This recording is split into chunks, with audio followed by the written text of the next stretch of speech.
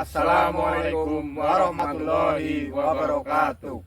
Kami guru penggerak Angkatan 10 Kabupaten Banjarnegara akan melakukan demonstrasi kontekstual modul 2.3 modul coaching dalam supervisi akademik terdiri dari observer, coach, dan coachee. Bersama saya Solihun dari SD Negeri 4 Punggelan. Saya Mustika Edi Winarno dari SMK Pancabakti Banjarnegara. Saya Budiman dari SD Negeri 1 Telaga, Punggelan, Banjarnegara. Selamat menyaksikan. Selamat pagi Pak Budi. Selamat pagi Pak Lihun. Bagaimana kabar hari ini? Alhamdulillah ini sedang baik-baik saja dan sedang bahagia ini Pak Lihun. Alhamdulillah. Sebelum Pak Budi melakukan coaching, ini saya akan melakukan atau mendiskusikan rubrik penilaian. Ya. Pada kesempatan kali ini, coach dan coachee akan saya amati dan saya nilai dengan rubrik penilaian. Ya Pak. Ya. Apakah sudah sesuai dengan alur tirta? Kemudian bagaimana Bapak menanyakan pertanyaan berbobot pada coachee dan bagaimana coachee itu merespon dan menjawab pertanyaan coachnya, dan jangan lupa menerapkan prinsip coaching, yaitu ada 3 ya, kemitraan, kemudian proses kreatif, kemudian yang ketiga memaksimalkan potensi. Nah, pertanyaan yang akan saya tanyakan kepada Pak Budi adalah kompetensi, ya. Nah, apa yang akan Bapak Budi kembangkan pada coaching ini? Ya Pak Lihun, terima kasih. Kompetensi yang akan saya kembangkan adalah ada 3 ini Pak. Yang pertama listen, kemudian yang kedua mendengarkan aktif, dan yang ketiga memberikan pertanyaan yang berbobot kepada coachee Pak. Oh, gitu ya. Ya. Kalau kompetensi mana yang secara spesifik ingin diobservasi oleh Pak Budi? Ya, kalau saya nanti akan spesifik pada mendengarkan aktif, kemudian memberi pertanyaan-pertanyaan yang berbobot terkait dengan Pak. Kemudian apakah indikator ketercapaian dan tujuan pengembangan yang diinginkan? Ya, kalau saya itu ingin mendapatkan solusi atas permasalahan-permasalahan yang ada Pak. Begitu ya. Ya. Jadi nanti coachee ini mendapatkan solusi dan dari permasalahan-permasalahan itu Pak. Terima kasih. Demikian ya Pak Budi, praobservasi kali ini. Silahkan Bapak melakukan coachingnya terhadap coachee bisa terlaksana dengan baik. Amin. Ya, antara permasalahan dan sebagainya terpecahkan. Jadi semangat Pak Budi. Ya Pak. Silahkan lakukan observasi yang ingin Anda rencanakan. Ya, terima kasih atas kesempatan dan waktunya. Ya, terima kasih juga Pak Lihun atas observasinya pasca saya melaksanakan observasi coachingnya. Terima kasih Pak. Ya, sama-sama. Assalamualaikum Pak Budi.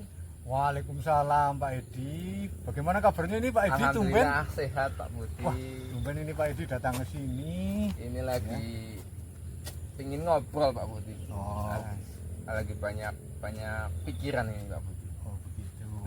Tapi tumben-tumbennya ini Pak Edi datang ke sini ingin ngobrol dengan saya ini. Tapi kabarnya baik ya Pak Edi ya? Alhamdulillah Oh, Pak Budi baik. Makanya kemarin saya WA jenengan, ngabarin jenengan. Saya banyak ini unek-unek masalah Pak Budi yang ingin saya sampaikan ke panjenengan, ya istilahnya mau minta waktu Pak Budi untuk nanti bisa ngobrol. Oh ya, tapi maaf kemarin Pak Edi mintanya kemarin, tapi saya kemarin kebetulan ada kepentingan keluarga Pak Edi. Iya, baru iya. hari ini saya ada di rumah ini. Iya, makanya saya hari ini memberanikan diri gitu Pak, mumpung Pak Budi memberikan kesempatan. Pak Budi, Pak Edi segera ke rumah saya langsung ke sini Pak Budi, untuk istilahnya supaya beban di pikiran saya itu bisa agak ringan Pak Budi. Tapi Nggih. kalau saya lihat kok kelihatannya serius banget ini Pak Edi. Sebenarnya ini kira-kira ada yang bisa saya bantu Pak Edi? Iya, Ini saya datang. mau ini Pak Budi minta waktu untuk ngobrol sekitar mungkin 10-15 menit Pak Budi untuk minta waktu panjenengan. Boleh.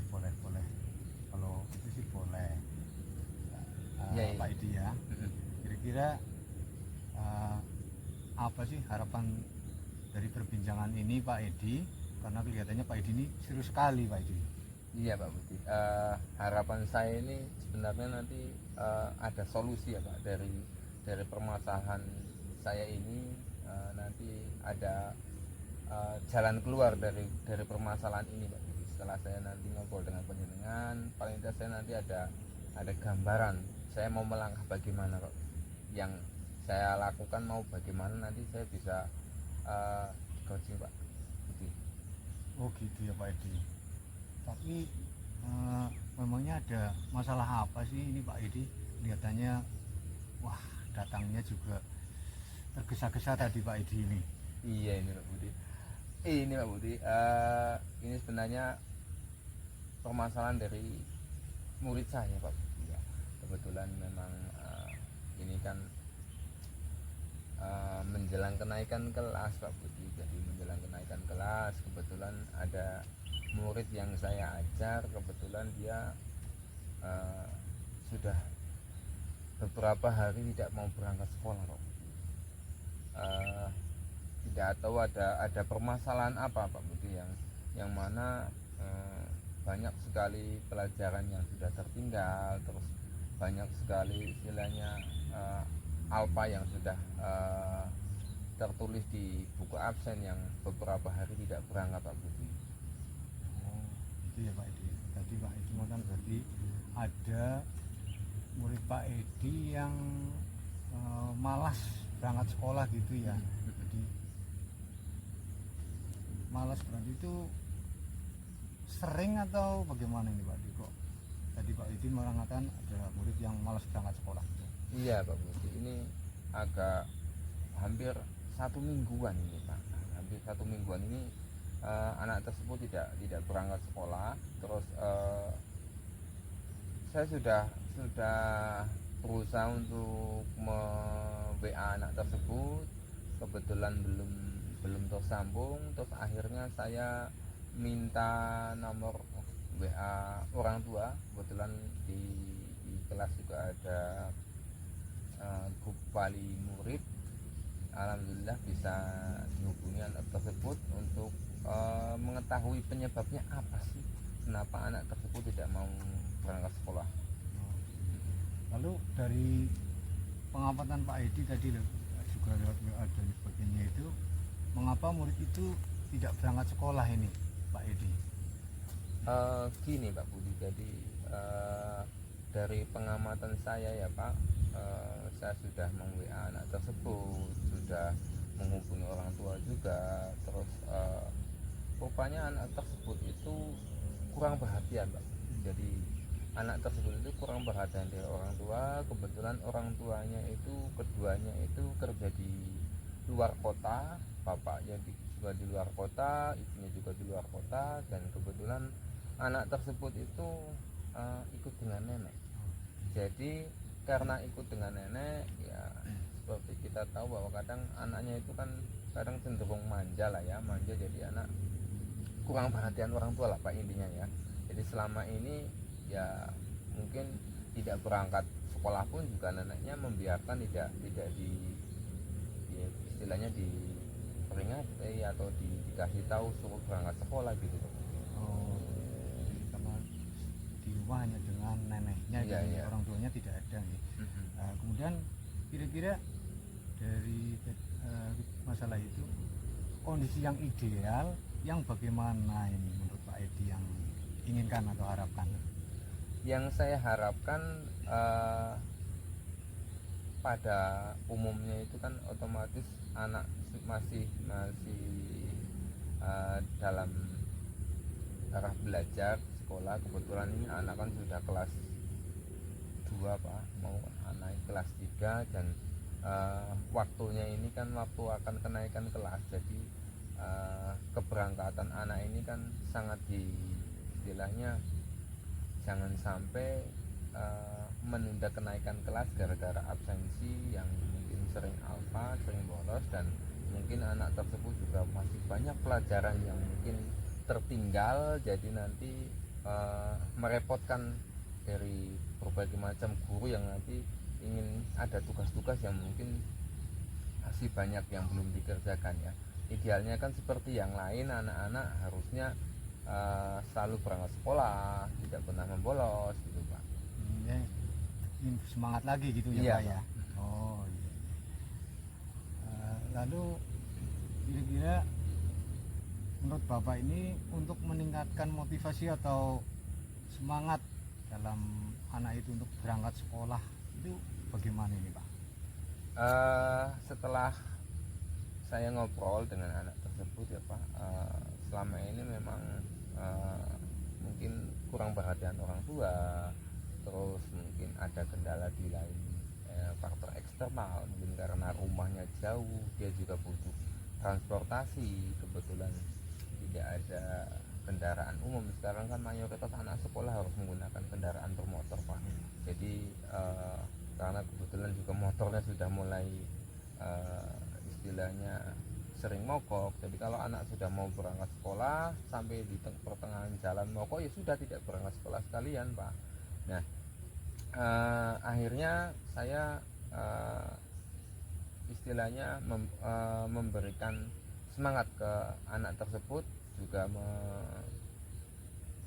menghubungi orang tua wali untuk kita berdiskusi Pak. Intinya ngobrol ya Pak ya, ngobrol dengan anak tersebut. Oke Pak. Adakah metode yang sudah pernah Bapak lakukan untuk menjadikan anak tersebut itu menjadi rajin dalam berangkat sekolah Pak? Metode yang pernah saya lakukan terhadap anak tersebut itu saya berdiskusi dengan kedua orang tuanya Pak, untuk mencari solusi, misal lebih ke arah perhatian ya. Selama ini memang anaknya kurang perhatian mungkin, terus mungkin dari mohon maaf sarana kendaraan juga mungkin ya tidak harus baru lah, mungkin di permajaan supaya tidak mengganggu proses belajar. Terus alhamdulillah orang tua juga menyetujui, anak juga semangat lagi untuk berangkat sekolah Pak. Luar biasa nih Pak Edi ya, tadi udah ada metode lain juga. Kalau di rating ini Pak Edi, kira-kira tingkat keberhasilannya yang diraih metode tersebut itu kira-kira berapa ini Pak Edi? Ratingnya sih alhamdulillah selama pengamatan sudah sekitar 7 sampai mungkin 7 lah Pak, sekitar 7 lah. Wah, bagus itu Pak Edi, 7 sampai 8 itu udah bagus itu Pak. Iya Edi. Pak, ya. Tapi masih saya punya rasa ketakutan Pak, ketakutan dalam arti begini, kalau nanti anaknya malah kembali bolos lagi. Wah. Iya Pak, Iya. Lalu apa rencana yang akan Bapak lakukan dan bagaimana langkahnya ini kira-kira Pak? Mungkin saya akan mengatur waktu lagi untuk berdiskusi dengan anak tersebut ya, kaitannya dengan mungkin memberikan apa namanya semacam motivasi ataupun semacam contoh dari lingkungan mereka bermain. Kebetulan setelah saya ngobrol dengan anak tersebut, dia suka bermain dengan anak-anak yang mungkin sudah bekerja, anak yang mungkin sudah berumah tangga, dengan lingkungan tersebut yang mana kadang dari pembicaraan saya dengan anak tersebut ada bahasa-bahasa yang mana ada teman-teman yang sukses, itu nantinya akan saya jadikan contoh Pak, untuk bahwa supaya sukses, supaya istilahnya berhasil, anak harus rajin belajar itu. Oh, ini bagus, ini ada contoh-contohnya juga seperti itu ya Pak Edi. Lalu ini Pak Edi, kira-kira tadi kan rencananya ada ya, siapa yang akan membantu Bapak ini dalam menyusun rencana yang bagus tadi itu Pak? Yang akan membantu untuk sementara ini teman sejawat Pak, teman sejawat kebetulan dia wali kelas juga ya, sama-sama guru, dia kebetulan wali kelas yang akan memantau setiap hari dalam dalam istilahnya kehadirannya. Terus saya juga minta tolong kepada wali murid untuk nanti bisa memantau setiap harinya untuk mungkin bangun pagi, untuk bisa menyalakan alarm ataupun mungkin ya mungkin sampai dengan mbahnya juga bisa nanti untuk membantu untuk supaya anak bisa rajin sekolah lagi. Oh iya, jadi banyak sekali nanti ya yang akan membantu itu. Lalu ini Pak Edi, kira-kira berapa lama ini Bapak butuhkan untuk melakukan rencana itu tadi Pak? Secepatnya Pak, menurut pengalaman saya itu 2-3 hari, mungkin paling lama 1 minggu, insya Allah sudah bisa teratasi Pak. Oh gitu ya. Iya, jadi tidak terlalu lama ini ya. Lalu kapan Pak akan memulai rencana ini kira-kira ini Pak Edi? Yang saya dengar tadi kan rencananya bagus sekali ya, ada yang memantau juga banyak sekali, kemudian ada metodenya juga bagus sekali.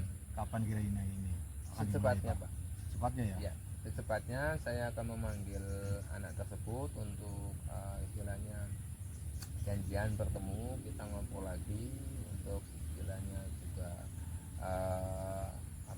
koordinasi dengan orang tua, dengan keluarga yang mana untuk keberhasilan anak tersebut supaya dia bisa rajin berangkat sekolah lagi seperti teman-temannya Pak. Oh iya ya, bagus Pak Edi.